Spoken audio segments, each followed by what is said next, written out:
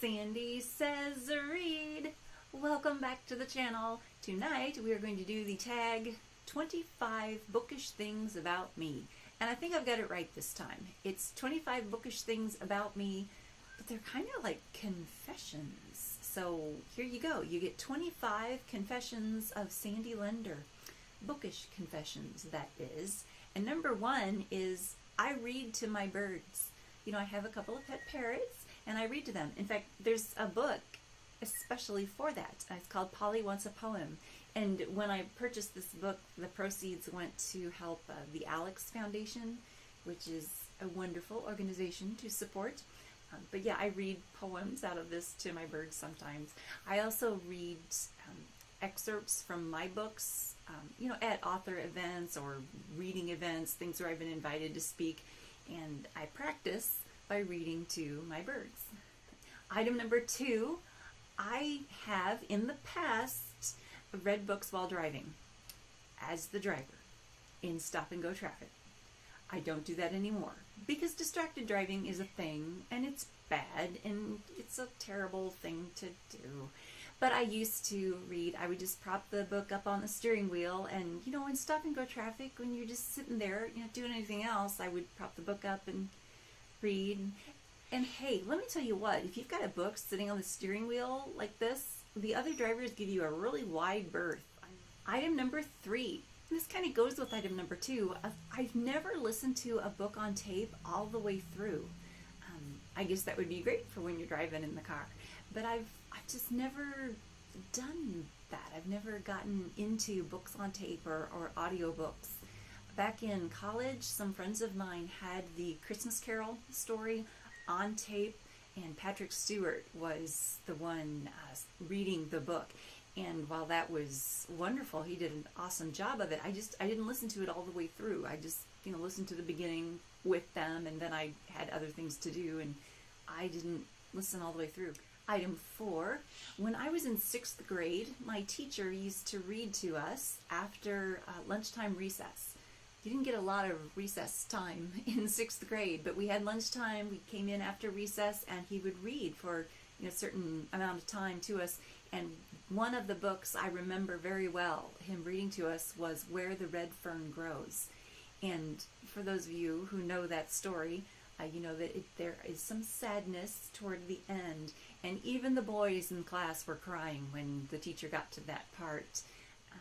And then I guess number five, when I was younger, also, I used to reread books over and over and over. Number six, also when I was younger, I started writing little stories. And the first stories I remember writing were for my great-grandmother.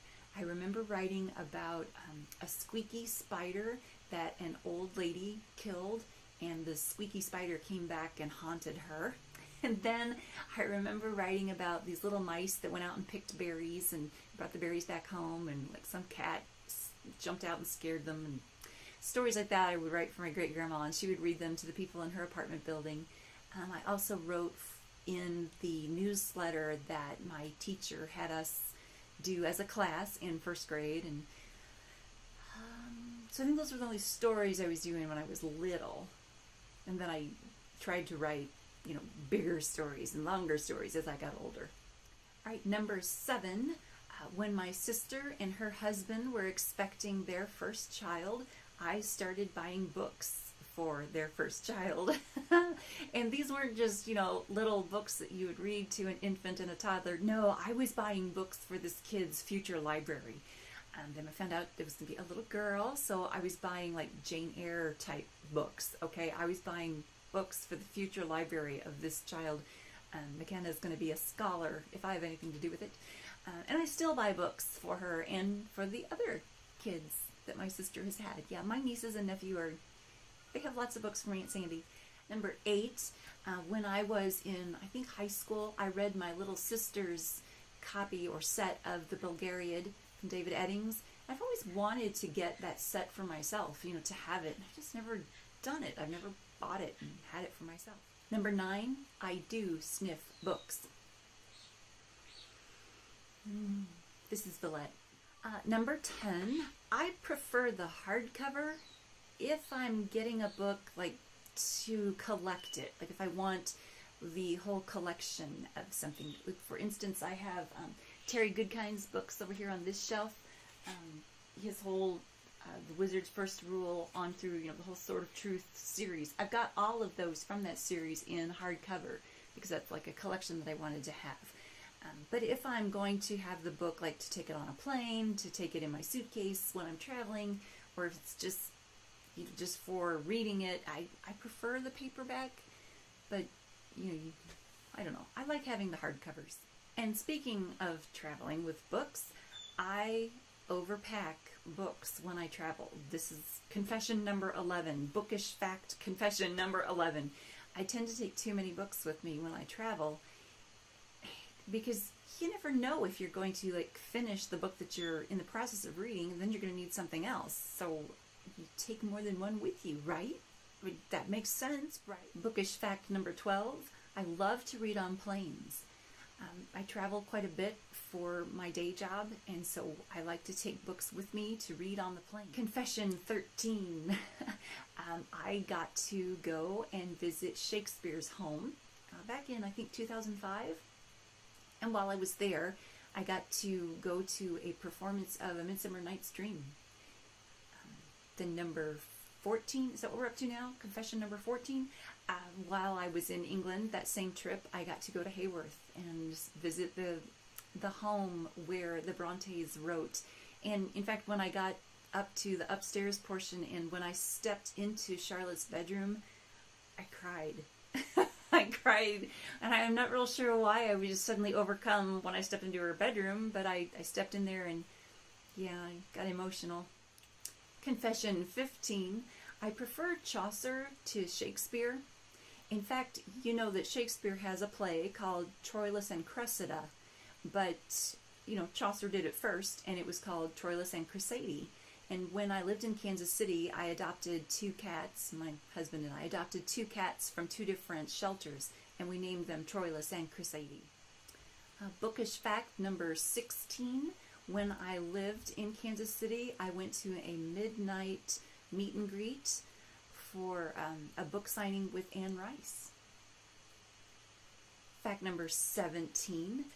After I moved to Naples, Florida, I went to the bookstore of Mina Hemingway, who is the granddaughter of Ernest Hemingway, and I bought a book for my dad there, and my dad is a fan of Ernest Hemingway. So that was a nice little gift for my dad, but where it came from was the gift part. A bookish fact number 18. If I don't like the book that I'm reading, I start to skim the pages. I start to skim through the information. I mean, even if it's dialogue, I just start skimming it just to kind of make it move a little faster until I can get to a part that might be more interesting or more exciting, or maybe get to a new character that I like. Okay, fact number 19. It depends on my mood and the type of book I'm reading, whether or not I will dog-ear the pages.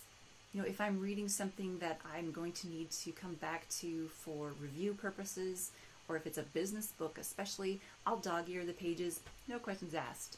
But if it's one of those books that I'm wanting to have for like my collection, if it's something fancy, I will be loath to dog-ear that page. That's not going to happen. I've recently discovered book darts, so if there's something on the page that I want to, remember, if there's something I want to call my attention to later, I'll use that book dart, to highlight that. But it's bookmarks all the way. No dog-earing those special books. Bookish confession number 20. I regularly read in the bathroom. It's a fact. Confession number 21. I lost the charger and cord for my Nook several years ago. I probably should just go buy a new charger and cord for my Nook, or just try to use maybe the cord from my phone, and just recharge that baby somehow. But I haven't used my Nook in a long time either. In the early days, I couldn't use my Nook outside of the home anyway, because anytime you were caught with an e-reader outside of your home, somebody would stop you and be like, "Oh my gosh, do you enjoy your e-reader? How much different is that from reading a real book?" And so you're always having to answer questions about it instead of reading, because people wouldn't leave you alone. I mean, now everybody has e-readers everywhere and nobody bothers you. But I can't find my charger to charge the thing back up. Number 22, my publisher required that I have a literary agent for my first novel, but I didn't need to have a literary agent for subsequent novels and for other publishing houses that I worked with. And in fact, I've got a video here on BookTube about that and sort of my journey to publishing. And you can see that. I'll link it in the comment field below. I'm doing weird things with my hands, sorry. Bookish thing about me, number 23.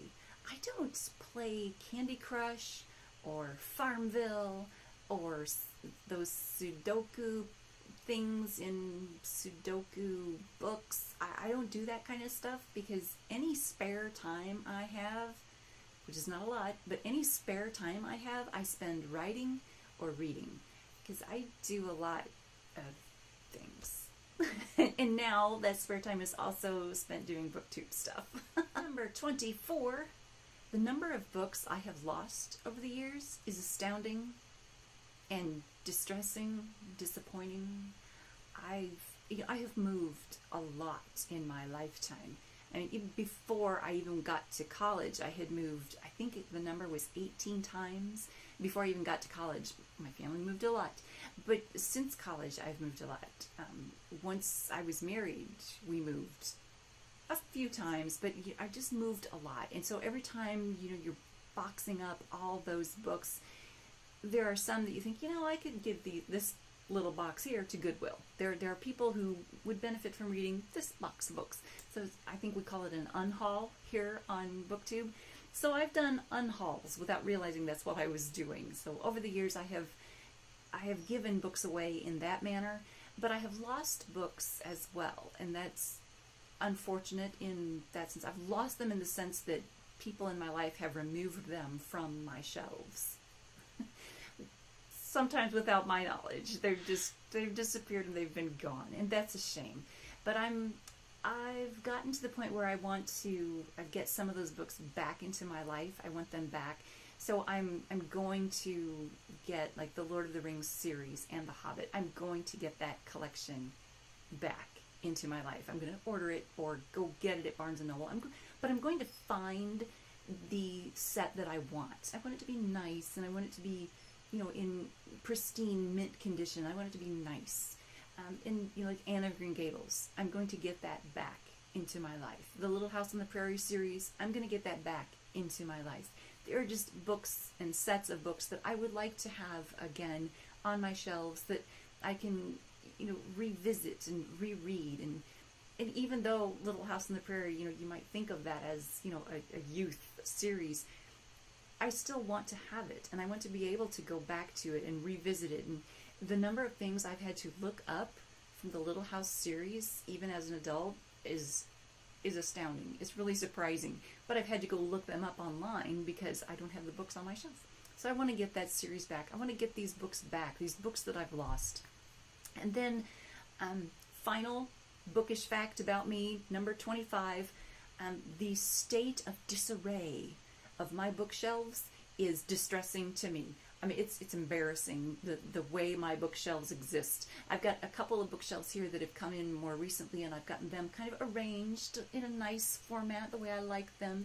They're nice, but then I've got all these other books that are just thrown on the shelves and crazy. I don't even have like an order for them. I mean, if we were to do a bookshelf tour right now, you people would be like, Sandy, you're a little crazy. And I would agree with you. So right now it's distressing. I'll have to work on that. And there you go. 25 bookish facts / confessions from Sandy. Thanks so much for watching.